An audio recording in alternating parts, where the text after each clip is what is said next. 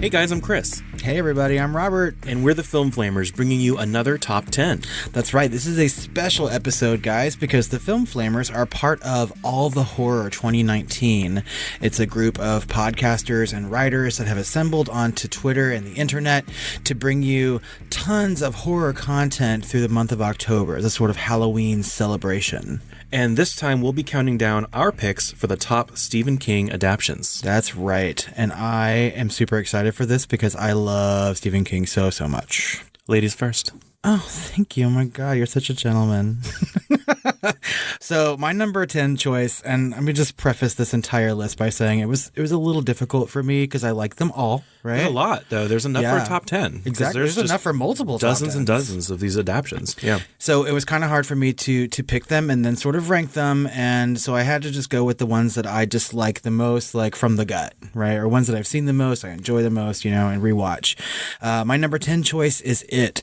And it's sort of a dual recognition. So you're lumping it in with both the 1990 and the 2017 version? That's right. Okay. So I really enjoy both of these versions very, very much. The 2017 version was directed by Andy Muschietti, and it made a shit ton of money at the box office. And to me, it's a much better film than the first one, Agreed. But I have to include that original almost just because of Tim Curry. Tim Curry's performance in the original is something that's top-notch, and I think it's something that horror fans really celebrate, whether or not you like the movie It, like the book, like Stephen King. I think that we can all appreciate Tim Curry's portrayal of Pennywise. I think that his portrayal is so much better than that Skarsgård's, but I mean, it's just two different kinds of clowns, essentially. They're different performances, different actors, both really effective.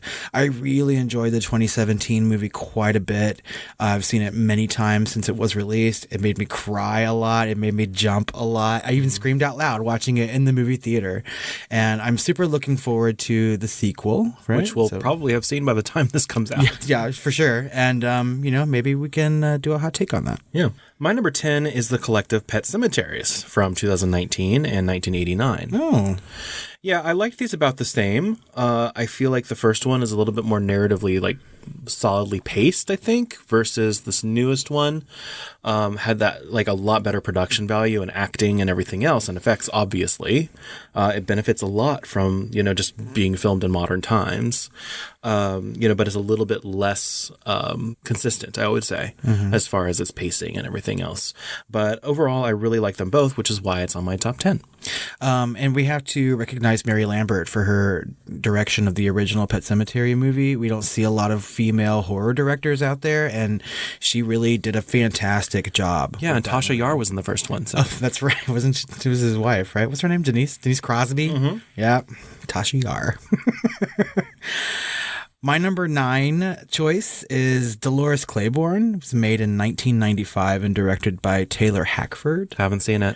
It's so good, but it's not exactly a horror film. It's sort of like some of Stephen King's high drama, which there is quite a bit of. Yeah, and honestly, for the rest of our list, I think we both are including things that aren't necessarily straight horror films, because there's more Stephen King adaptations that aren't horror. There are some, Stephen King films and books that are not straight horror, and so we had to include them here because this is our top 10 adaptations. And some of his dramatic work is some of his best. And we'll get into a lot of it, but Dolores Claiborne, for those who haven't read the book or seen the movie, is about a woman who's sort of abused mentally and physically and verbally by her husband, who's an alcoholic. He may be inappropriately touching his daughter, has his sights on that, and Kathy Bates plays Dolores Claiborne, and she wants to rid herself of her husband. And this is back in the 50s when, divorce maybe wasn't such a prominent thing. And so she devises a way with a wealthy woman with whom she works to kill her husband. The rest of the movie sort of takes place in present day for 1995, and it's about Dolores sort of repairing her relationship with her daughter, who's played by Jennifer Jason Leigh. And at the same time, the case for her husband's death is being reopened by a detective played by Christopher Plummer. Ooh. And it's just, top-notch acting. Captain's on Trap? Exactly. There's no singing, sadly, but it's just so much top-notch acting in this movie. It's so well made, and it's really heavy too. There's a lot of themes going on, so it's a hard watch, but it's just very impressive. My number 9 is It from 2017 and 1990. Now, not many people have seen this, and I don't think we've ever discussed it before, but you got to it first. So, yeah, I had to collect them. You know, I have my collective Pet Cemeteries and my collective, It as number 9 and 10 because they just have such a special place in my heart that I had to include them. I enjoy these films immensely. I like the stories. I still haven't read the books. I need to. The book is so good. I tried to read Pet Sematary when I was a child, and my dad took it away from me. So Pet Sematary is a very scary novel. So I bought a voodoo doll, and nice. I'm sorry, Daddy. You should read it though. I mean, it's long. I tried to read it in German. It's called S. Oh my God, you were going to read that whole thing in German? My sister had it, and so I was just like, ooh, if I'm going to get into anything and try and read a German book, then I can try and read S because I like the story. That's really impressive, Penelope. Yeah, I tried to read it, but, she's fluent in German, so of course she did. Whatever. I love it. My number 8 choice is The Running Man from 1987. It was directed by Paul Michael Glaser. This film famously features Arnold Schwarzenegger, and I think my favorite role of his. So it's all about a convict or a man who's been arrested, and he is thrown into this game show in the future where people have to fight for their lives against these different like big bad guys, and all these bad guys have their own theme, right? Like one sings opera and stuff like that, and he's sort of like fighting his way through it.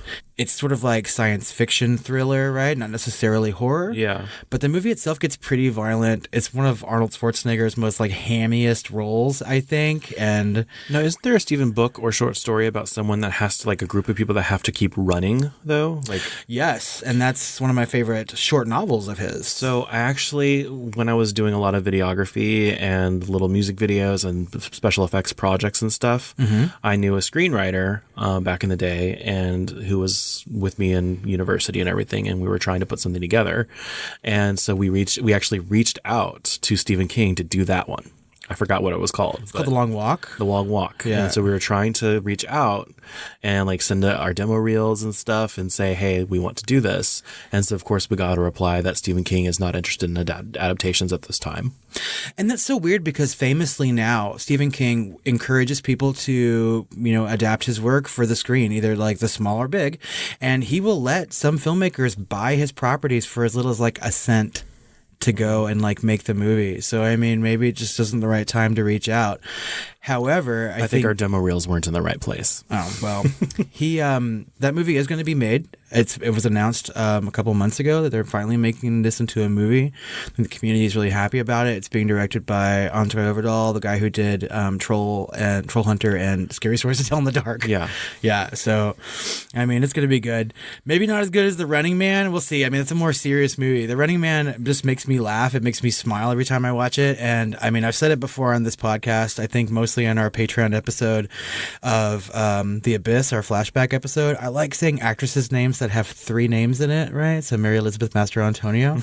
But I also like saying Maria Conchita Alonso a lot, and she's in that movie. So it just gives me a reason to say it. So my number 8 is Apt Pupil from 1998, directed by Bryan Singer, who basically had done The Usual Suspects and then kind of sent that off to Stephen King and said, hey, I want to do Apt Pupil.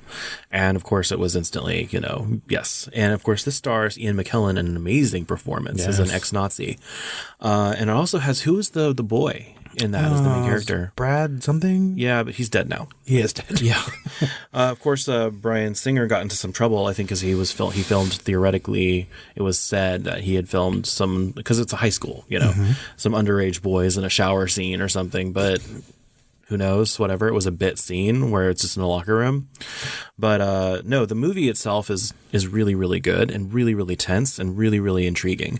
So I would say, like, not many people have seen this, and I would say I would definitely recommend it for people that can just look it up. And I would say not many people have, I can't say not many people have read it, because that is a short novel that came from short story, from a book called 4 Seasons, right? So it's the same book that contains like Shawshank Redemption and Stand By Me, which was called The Body, And it's got some twists and turns in it, and it's really intriguing. And it's very, it's heavy subject matter too. And of course, with all of these, we'll put the links to the videos to rent in the show notes. Yep. So check them out. So my number 7 movie is Cujo from 1983. It was directed by. You've never seen Cujo? No.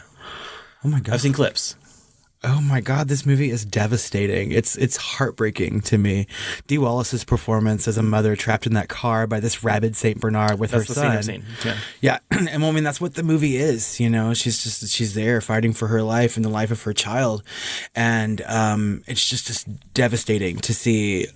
You know, that little kid from Who's the Boss, Danny Pintaro, right? I think he's one of our more famous gays now. Like he's near death. And the thing, spoiler alert for this, is they changed the ending of the book for the movie. They sort of felt they had to. So at the end of the book, Cujo, the son dies. Like he's dehydrated and they just don't survive. And they thought they could not have that in a movie. Probably one of the better Stephen King endings, actually. Yeah, I mean, I like it when he has something that's more believable, you know what I mean? Instead of some crazy happy ending that's all wrapped up nicely. A lot of the time he doesn't have anything to say for his endings, and this one he did. Yeah, and so I think that he was on board with changing the ending for the movie, but when it comes to things like remakes, and I know that Stephen King is getting a lot of those at this point, I would love to see what a modern director or modern screenwriter would do with that book and keep all the original stuff, because the book itself is not just about a rabid dog. It deals with things like child death or spouses cheating on each other and things like that. It's a really tense, dramatic novel and a very good movie. I think this is probably Dee Wallace's better performances. Like this and The Howling, I think, are my favorite. Okay. She's such a good actress. It's a really good movie, and I mean, I would love to see a remake of this. Now, I know they announced a remake a couple years ago where Cujo was an acronym, and it's supposed to be some sort of like cybernetic dog. Kill me. Yeah, exactly. I was like, we've already seen this. It's called Man's Best Friend. Move on. I loved the one that they did for Black Mirror, and I need to show it to you because it's like so good, and it's a love-hate relationship with the audience. A lot of people hate it because it's just a straight up, almost silent film, black and white thriller. It was just a weird standout episode of Black Mirror, and it's about the robotic dogs from like the Boston Technology or whatever Institute or something, and it's like in a post-apocalyptic or whatever, and those dogs are out hunting at people, and it's really, really good. Oh, you know what? I think Matt showed me a clip of this. Yes. Yeah, and I showed it to him, and it was really good. And it's one of my favorite episodes of television ever. But anyway, my number 7 is Stand By Me from 1986. And of course, this has River Phoenix and Wesley Crusher. There's so much Star Trek in these movies. And leeches and multicolored barf. Yep. It was just a really, really good film. It's a little horror adjacent at best. I think what is it? Kiefer Sutherland is in it too? Oh, yeah. Yeah. And of course, a young Jerry O'Connell. And John Cusack. There's a lot of as the fat kid. He grew up nice, didn't he? Yeah, he did. But you get to see his dick bitten off by piranhas in Piranha 3D. Love it. But this is a great coming of age kind of movie. Really about, it's almost like Goonies-ish, but it's much more dark and macabre than that. But it's still told from the perspective of these kids who are fairly innocent and fun loving and everything else. But it's just kind of also tragic. So if anyone hasn't seen it, I would totally recommend. And it may be coming up again later on in this top 10 list. You may cry. Oh, you'll definitely cry. My number 6 is Maximum Overdrive from 1986, which was famously directed by Stephen King. It's his first and last only directorial effort. Based on the short story Trucks, which can be found, I think, in Night Shift collection of short stories. This movie is just balls to the wall, crazy and fun. It gets shit on all the time critically. It's a shitty movie, but it's one of those shitty movies that's enjoyable. Exactly. It's just one of those movies that are it's almost so bad that it's good kind of way. The acting is not that great, whatever, but you cannot watch this movie and not have a good time with it. To me, it was so bad that it was almost good, which is why it didn't get on my top 10. But that's not saying much because there's so many good adaptions for his work. Yeah, so. I mean, it's true. And I mean, I think that I put this on there just because, so when I was a young kid, sort of cutting my teeth on horror, we're talking 7 or 8 years old when this movie came out, this is just something that I watched all the time. So this and Waxwork and, Creepshow even, these are just some of the movies that I've seen so many times and that I love. And as an adult, I just appreciate it on a much different level. I can watch Maximum Overdrive now and sort of see a lot of Stephen King's influences from his youth. Emilio Estevez is essentially fucking, what's that guy from the 50s that died in the car crash? James Dean. Yeah. You know what I mean? Like, it's a total 50s greaser kind of performance, right? And he's cute in the movie and whatnot, but the dialogue is real crappy or whatever, but I love it. I have such a good time. I love the AC/DC songs in the movie. And it shows this is the movie that Stephen King wanted to make for bad or for good. I mean, and I think he had a good time. I know that he was like famously coked out of his gourd the whole time he made it, and it kind of shows, but it's a fun movie and I will forever love it. Yeah. My number 6 is Carrie from 1976. They're all going to laugh at you. They're all going to laugh at you. And of course, this has amazing performances by Piper Laurie and Sissy Spacek. And of course, they were only like, 8 years difference in age or something. They're both Oscar nominated for that movie as well. And it's great performances. It's a good story. It's well paced. There's something about it that I can't get into. I don't know what it is. I can't put my finger on it. Otherwise, it would be much higher on my list. Mm-hmm. But I always enjoy watching this. And I've enjoyed some of the remakes and sequels they've done. Oh, yeah. The newest remake of Carrie. With Chloe Grace Moretz. Yeah, with Chloe Grace Moretz and Julianne Moore was great acting, but it was a shit film. Mm-hmm. I actually really enjoy Carrie 2, The Rage. I love Carrie 2, The Rage. I think it's so good. There's a lot of visual symbolism in that movie that's not in the original or any, and usually not in other horror movies either. But I love all the visual symbolism in that film. But anyway, I had to put Carrie on this list. It's midway up my top 10. It's just a really solid, classic, iconic Stephen King adaptation. And obviously, if you haven't seen it, watch it now. Otherwise, you're dead to us. Yeah, please. Otherwise, they're all going to laugh at you. My number 5 movie is Salem's Lot from 1979. It was directed by Tobe Hooper, which is the director famous for the Texas Chainsaw Massacre and for maybe directing Poltergeist. Salem's Lot was a TV movie that was made from Stephen King's novel of the same name. I think it was one of the first Stephen King movies to be given sort of the miniseries treatment.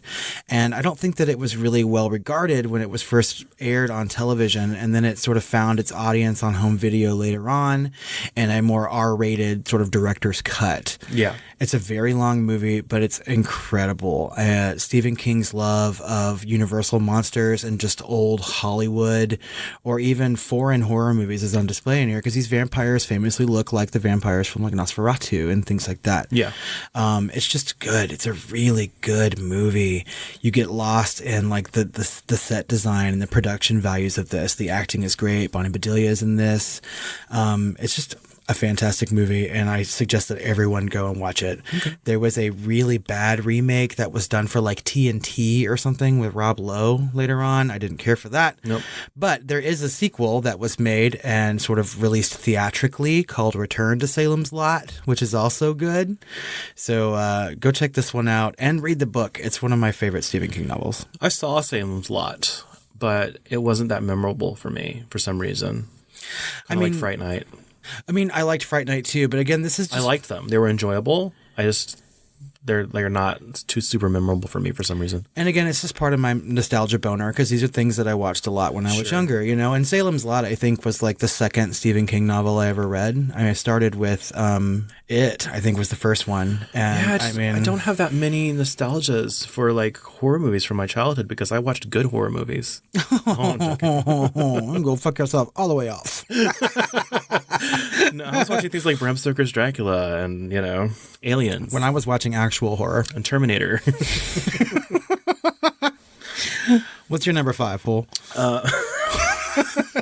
My number 5 is Misery from 1990 with Kathy Bates. Good choice. Such a good movie. So tense, so well acted, just really solidly paced all the way through. It's a great watch.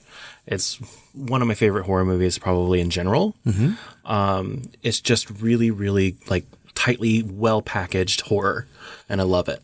And I mean, it's really good when I think horror work gets nominated for things like in the Academy Awards or gets recognized for things like that. And Kathy Bates' performance is so good. I prefer her performance in Dolores Claiborne a little bit, but yeah, and it's Dolores just like Claiborne's a little down your list. So I'm assuming that Misery is not going to be on your list. No, it's not on my list. And it just boils down to which Kathy Bates movie I like more from the Stephen King adaptations, and which Rob Reiner movie I like more from Stephen King adaptations. If I had to like pick between the two, I would choose two different ones, not that Rob Reiner directed Dolores Claiborne, but he did direct Stand By Me. Yeah. And but you like Maximum Overdrive more than you like Misery. Yeah, because I have a lot more fun with it, Sure. And I mean, I think that Misery isn't exactly a fun movie. No, it's just good. It's a very good movie, and the performances are great. Anytime I see like Frances Sternhagen or whatever her name is, like I just love her to death. And I mean, it's a good movie. I just haven't seen it that often, and when I want to sit down and watch a movie, it's just never at the like top of my list to choose from. Yeah. I can see why it's on your list, and I applaud it. I think it's a great choice. It's just not one of my favorites. Yeah, it had to be in my top 5 for Stephen King adaptations. I love it so much. My number 4 is The Shawshank Redemption from 1994, directed by Frank Darabont. This movie is sort of like... That's my number 4. Is it really? Yeah. My God, is the Best Picture nominee and should have been Best Picture winner that year, in my opinion. I will forever... Forrest Gump. I will forever hold a grudge against the Academy for this. And I was just like, the first time I saw The Shawshank Redemption was when it was released. I saw it in the theater. I had already read the novella, and... it's such a good movie. Like, as far as drama goes, like it's so good. The acting is fantastic. The direction is great. It's pretty to look at. The music is wonderful. I mean, it's the total package when it comes to a Stephen King drama for me. And it's like a prestige film. I've never met a person who's seen The Shawshank Redemption and didn't like it. Yeah. I mean, and so for Forrest Gump to win Best Picture that year over it just really, really pisses me off. Yeah, it's a great movie. It's just such a journey, right? Yeah. It's got Morgan Freeman and Susan Sarandon's ex-husband. Tim Robbins.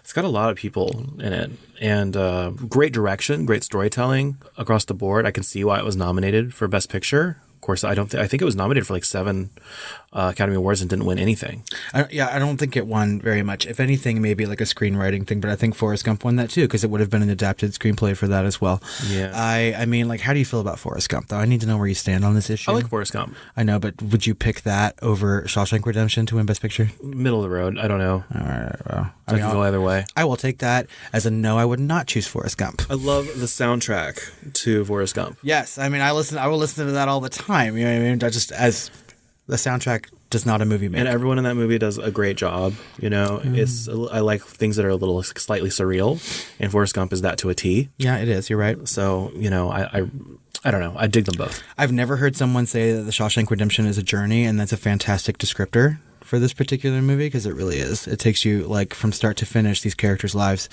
It's heartbreaking when that there's really low lows and there's really high highs. Yes, I mean it is a feel good movie. Same as Forrest Gump. You're right. Okay, we'll have to move on from this before I get all pissed off again. It's not like Patrick Johnson directed Forrest Gump or anything. I mean, come on. He wishes. My number 3 then is Stand By Me from 1986, directed by Rob Reiner. So when I say which Rob Reiner Stephen King movie do I appreciate more, this is the one for me. Okay. Stand By Me, I think, is sort of the epitome of how Stephen King remembers his childhood, right? I don't think he necessarily did any of these things, but I think that he may have acted very similarly to all these characters, all these boys. And if you want to call a movie a journey, right? I mean, this really is that sort of thing. It's like this journey from being a child into adolescence and, forming friends and doing things that you'll remember for the rest of your life. And really having to grow up a little too soon. Oh, yeah. I mean, and kids do. I mean, we've all been there, There comes moments in everyone's life where you have to make sort of adult choices as a kid. And I mean, this is just a really good movie. I laugh in this movie. I cry in this movie.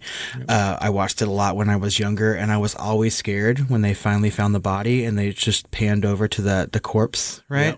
Yep. It was the payoff in the movie that you're waiting for, and then every time they would show that corpse, I had to cover my eyes when I was like 6 or 7, and I had seen some gnarly shit. Yeah. But that thing, like the idea of going to look for a body and then having to look at it and like take it in or whatever, scared me, right? And so Yeah. we talk about horror adjacency, and that's the part that it is. The scariest thing in this movie is not going to look for a body; it's the journey along the way. Yeah, and I think it's really, they handled it really, really well. And I know that we already talked about this earlier in this list, but they handle it really well. The kind of shift from this morbid curiosity adventure of these kids to a sense of reverence. Yeah. Right. And so they handle that really, really well. I loved it. The performances are fantastic. Like Chris already said, there's tons of top-notch actors in this movie. And I mean, it's good. It's an enjoyable film. Like he said before, if you haven't seen it, go watch it. You're doing yourself a disservice by not. My number 3 is The Green Mile from 1999. And I really, really, really love this story. Yeah. I think it's heartbreaking. It's tragic. It's interesting. It's still supernatural, which is interesting, but it's still kind of straight drama. But it was still nodded to by a lot of accolades and things like that. So it was kind of up there with Shawshank Redemption as far as how it was seen by the critical community and like the awards season and everything else at the same time. But it's a really, really good film. You know, kind of crime thriller drama, supernatural elements. But overall, it's mainly like a straight drama, and it's just a really, really interesting story and also a journey. So this is my husband's favorite Stephen King movie. And I think his favorite movie in general. Yeah, he'll watch it. You know, if it's on TV, he'll sit and watch it with commercials even, you know, and we own this, so he can watch it whenever he wants. I am not the biggest fan of The Green Mile, and I can rarely pinpoint why. I saw it in the theater when it was released, you know, and it's a good movie.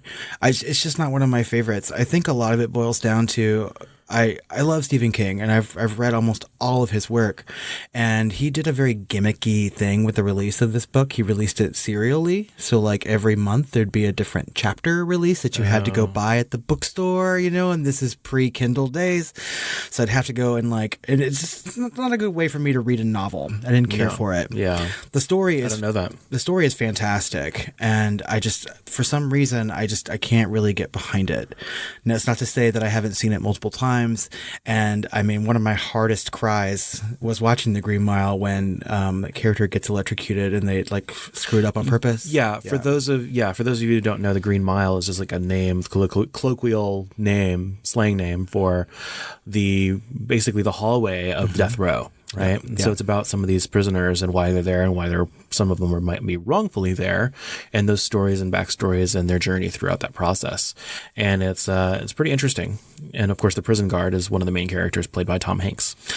Maybe I was just carrying over a little bit of that like Forrest Gump hatred, you know, into The Green Mile. That just occurred to me. It wasn't until recently that I started to really appreciate Tom Hanks as an actor outside of his comedic work, you know. When I saw like Captain Phillips and things like that, I think he's a good actor. It just took me a while to get there. He's an amazing actor. I know. I mean, and now that he's going to play Mr. Rogers, you're going to bawl your eyes out even more at his performance. Well, when I watched the fucking trailer for that, so I know. I mean, like, you can come for me, Twitter, if you want to. I was just like, but Tom Hanks just was never my favorite actor, and I'm starting to appreciate him more now. So maybe I should go back and watch The Green Mile with like fresh eyes. I haven't seen this movie in probably like 10 years. What's your number 2? My number 2 is a movie that we have already talked about on this list because Chris placed it a little. My number 6. Well, yeah, my number 2 is Carrie from 1976, directed by Brian De Palma. I love Carrie just so much. It really affected me as a kid when I read the book. There's a little gay boy loving Piper Laurie. That's all this is I about. mean, clearly. Or Sissy Spacek, too. I just like, and it's not even just the movie. I love the novel. I love Carrie. As a character, she really spoke to me because I was one of those fucking kids that was shy when I was younger, and I didn't have a lot of friends and things like that. And I just super identified with her as a younger kid in late elementary school, middle school, and in high school I became a different person. But I mean, Carrie was sort of like my go-to when I was younger, and I love the novel so much. My mom loves the movie, so I watched it quite a bit when I was a kid, and I'm really into Brian De Palma's work as a director. I think he has a very signature style as a director, and I'm super into it. Yeah. And I mean, Carrie is just for me, the quintessential De Palma movie. Well, I pray you find Jesus. Chris, I can see your dirty pillows. Can you put those away, please? We were talking about The Rage Carrie 2, right? And I mean, again, this is a movie that I think a lot of people shit on, but people were starting to rediscover these days. I liked it a lot, and I cannot think of a movie. All they did really was just like take Carrie and gear it toward a 90s teen audience, right? But it works.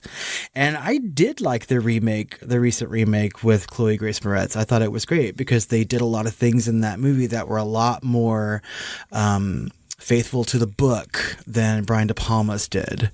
And as an avid Stephen King reader and fan, I like to see things that are, very faithful to the book, which is a little different than, a lot of movies that are made by his books. My number 2 is The Shining from 1980 by Stanley Kubrick, starring Jack Nicholson, Shelley Duvall. But I can't make a top 10 Stephen King adaptation list without putting The Shining on it. And the only reason it's not number 1 is because this is a Kubrick film.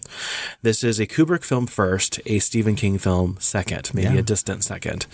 So it feels, of all these films, it feels like Stephen King the least. But still, it is a Stephen King adaptation. It wouldn't have happened without Stephen King. And you know what? Kubrick did an amazing job and has a classic horror film that he created based on it. Like I said, it's mostly Kubrick, and Stephen King himself does not like it. But it's still better than that shitty TV movie that came out. Agreed. It's actually not shitty. It's okay. But that's what he prefers. But I still prefer Kubrick's The Shining. And it has iconic music, iconic performances by Jack Nicholson and Shelley Duvall. And the imagery is iconic. The design of the film is iconic, like every Kubrick film, really. The symmetry is amazing. The mood and the pacing and the creeping dread is just so well done. Kubrick did an amazing job and created a classic. And so it had to be on my top 10. And I'm assuming it's actually not on yours. No, because I've said on this podcast before in other episodes that I sort of have a love-hate relationship with Kubrick's Shining. I really love the novel quite a bit. I think out of all the Stephen King novels, I think this is the one I've read the most. It's easy to get to. It's a compelling story. I love the characters. Mm-hmm. The thing is that the characters in this movie are so different than they are in the book. And as a reader of Stephen King, it's kind of hard for me to differentiate, the two. I'm okay with movies not being so faithful, but this is so completely unfaithful that, it's just a completely different movie. They don't seem that different in the TV movie adaptation, though. The characters act differently. Like, the character of Wendy is not this, put upon, just cowering woman. She's a strong female character in the novel, and she's just not in the movie. And Jack Torrance. Yeah, and isn't exactly an asshole from the start in the TV movie. No, yeah. So he devolves into crazy, right? He doesn't start out that way in the book. But both allude that he had been there before with his drinking problem. Right. But I think that Jack Nicholson is sort of creepy and crazy from the get-go in The Shining. I'm not saying it's a bad movie. I love this movie. I've seen it many, many times. It scared the shit out of me when I was younger, much like the book did. Yeah. And I continue to watch this movie. It's been on some of your top 10s before. Yeah, I continue to watch this movie a lot. It's amazing to look at. My favorite Kubrick film. I love it. I do love it. But if I'm going to pick movies, from a Stephen King perspective, it's not going to make my list. It may be a runner-up, if I put it there. But even that would be sort of stretching it for me. But I'm assuming that both of our number 1s are the same film. Well, because we talk about this movie a lot, so I assume it'd be your number 1 too. My number 1 is The Mist from 2007, also directed by Frank Darabont. Me too. Oh my God, The Mist is so fucking good. This movie blew me away. And I was surprised by how much it blew me away. Actually. Yeah, and the ending is just like in all of these top 10s everywhere for like the most divisive endings of all time in a movie. So where do you stand on the ending? I love it. Yeah, I'm on board because it hit me right in the feels. Yeah. They did it very, very purposeful. And of course, this is not the ending in his short novel, right? Nope. It was, but Stephen King's happy with that ending. And I thought it kind of made you think a little bit more. But to me, I'm still I like that ending. I love how brave it is. But at the same time, I'm a little on the fence thematically because you kind of want the smart guy, the guy that kept his head to win out, right? But even in the end, he lost hope. And that was his failure, right? And so for people that haven't seen it, we're not going to spoil it. Yeah. But all you have to know is that it might be a spoiler enough to say that it doesn't end well. Yeah, it's a downer, y'all. But the journey is so good. So good. And I was so surprised. I had very low expectations and for don't this watch movie. that hideous TV show. Oh my God, the TV series was so terrible. I think I made it through 2 episodes and I was like, I just want to write Netflix a strongly worded email and ask them to remove this immediately. Was that a Netflix original? No, it was like Bravo or something like that, and they show it on Netflix now. It's so bad. I was surprised by this movie in a good way because I had very low expectations of it going in. It's not one of my favorite short novels of Stephen King. I mean, it's good. Giant things coming out of the mist to eat people trapped in a store. Is obviously, good. Frank Darabont saw gold here. Yes. And what he saw was, and what he made was gold. So. And it's so easy to get wrapped up in this movie just because of the look of it and some of the practical creature effects that are in it.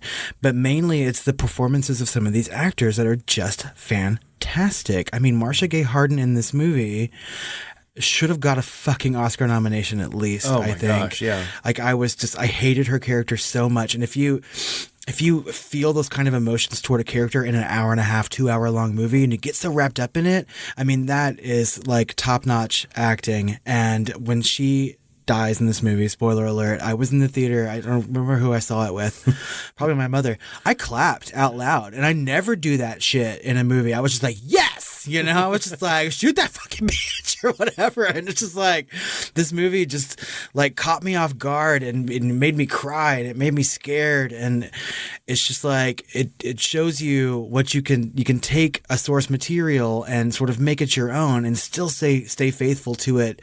It's sort of like the anti-Cujo, right? Where they took an ending that was, a little bit ambivalent, maybe almost happy-ish. They sort of drive off or whatever.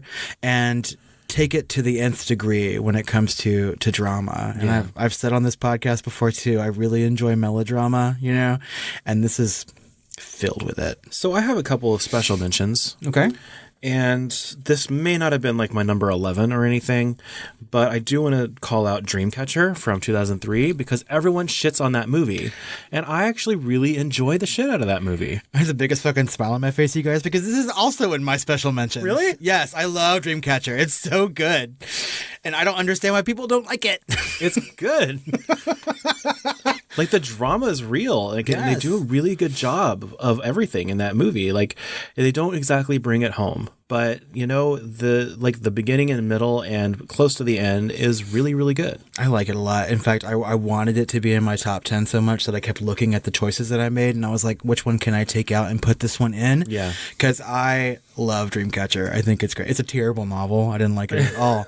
But I really, really love the movie. Quite a bit. Totally. I really loved it. The other thing I wanted to mention was actually a TV movie, TV miniseries. And so that was kind of not allowed on our list, I think. Well, we have it on there, but yeah. Yeah, I kind of mentioned that but I lumped it in with the movie, right? So I think that's fair enough. But Rose Red from 2002, when this came out, I loved it. I bought it on DVD. I watched it many, many times. I've shown it to people. I really dug that. I haven't seen it in a while, so I'm sure it's aged, Stephen King does make a cameo as a pizza delivery guy.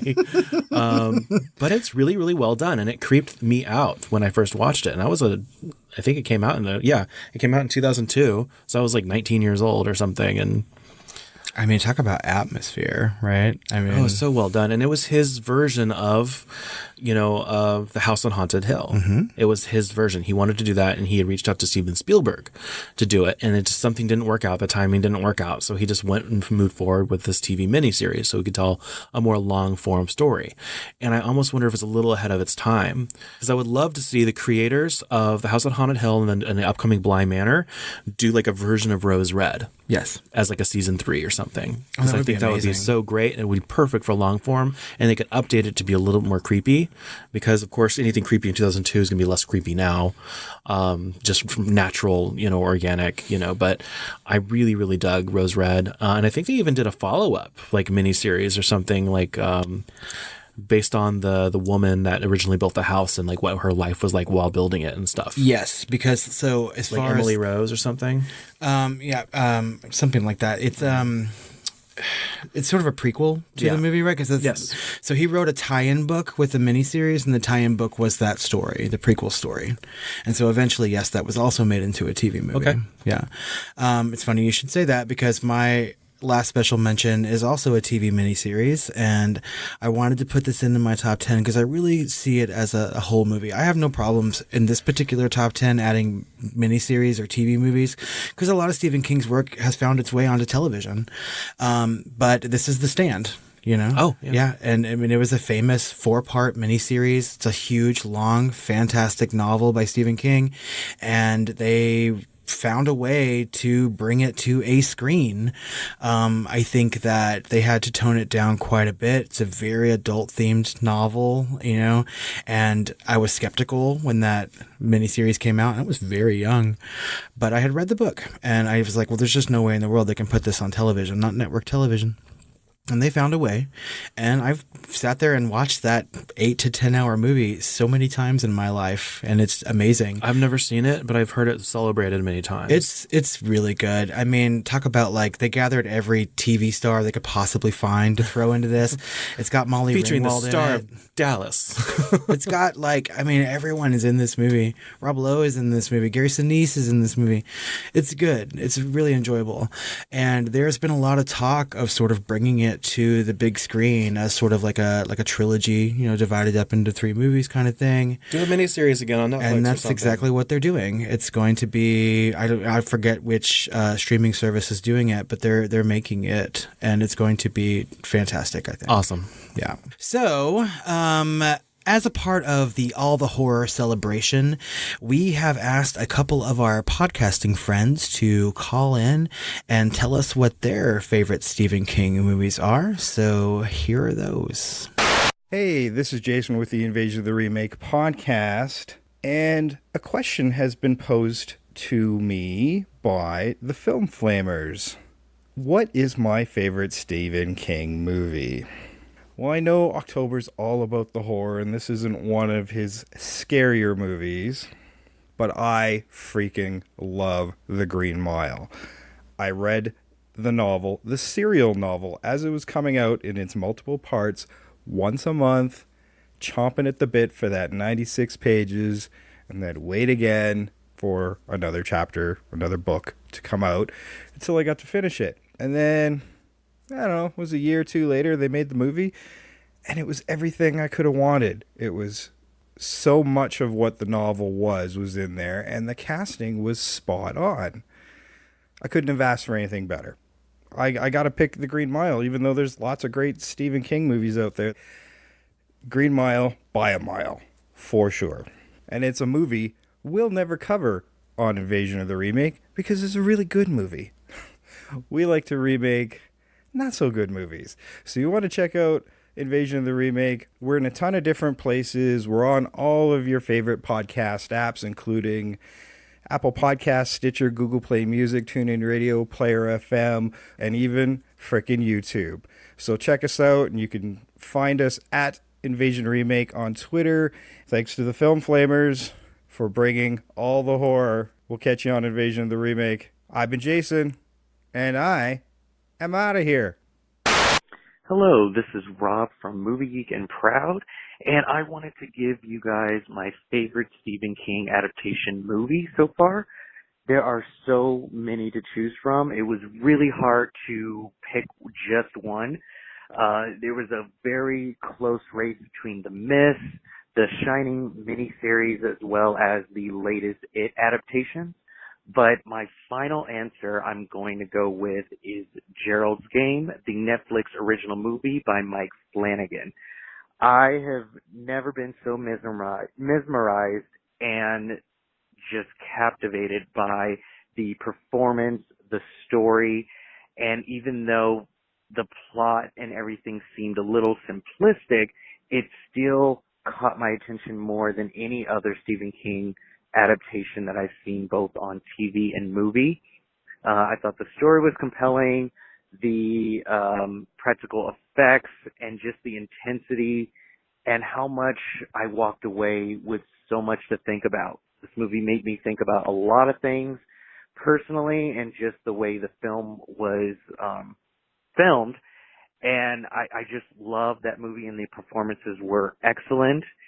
And I was on the edge of my seat the entire time. So that is my answer. Gerald's Game, my best Stephen King adaptation. Thank you guys for your contributions. Those are excellent choices. So we always appreciate when people like Stephen King, especially myself. So, guys, if you want to celebrate Halloween all October long, check out hashtag #AllTheHorror on Twitter, or you can follow them at AllTheHorror18. There's tons of content coming your way, tons of good podcasts and writers, lots of special content. Go check it out and celebrate with all of us. Well, guys, tell us what you think about this top 10. What are your favorite Stephen King adaptations? Tell us on social media at The Film Flamers on Twitter, Facebook, or Instagram. We would love to know. Or you can call our hotline at 972-666-7733 and leave your opinions on our voice line, and we'll include it in our next Shooting the Flames. That's right. We love to hear your voice, guys, so send it in. Stay tuned for the rest of October. We have a lot of content coming for you. We're sort of devoting this month to Stephen King, so you can look forward to a hot take episode on It Chapter 2 coming up. And at the end of the month, we're going to do a deep dive into Creepshow. One of my favorite anthology movies. You know what's interesting is a lot of other people, we had this planned for like a year, right? Mm-hmm. And what's funny is like Alamo Drafthouse is also doing a Stephen King month. And like, so is Salem Horror Fest. Yep. Mm-hmm. And so it's just very interesting that people are, copying us. Like it must be some sort of anniversary that I don't know about. Yeah. I mean, come on. As a fan, I think I would know, but maybe it's his like 70th birthday or something. I mean, I really want to make a pilgrimage to his house in Maine or something like that. I'm that kind of stalkery fan. I'm his number one fan. He be hobbling, y'all. Guys, also, if you want some more Film Flamers content, head over to patreon.com/thefilmflamers. We can find all of our bonus segments. This month, we have a couple of things coming at you. We're going to do a Flamers flashback for another Stephen King movie, one that was on my top 10 list, Maximum Overdrive. Yay. Well, guys, we're going to head off into the October night and prepare ourselves for all the spooky time that's to come. So until the next episodes, sweet dreams. They're all gonna laugh at you. I was about to say, I'm your number one fan. I'm your number one fan. They're all gonna laugh at you. Fuck.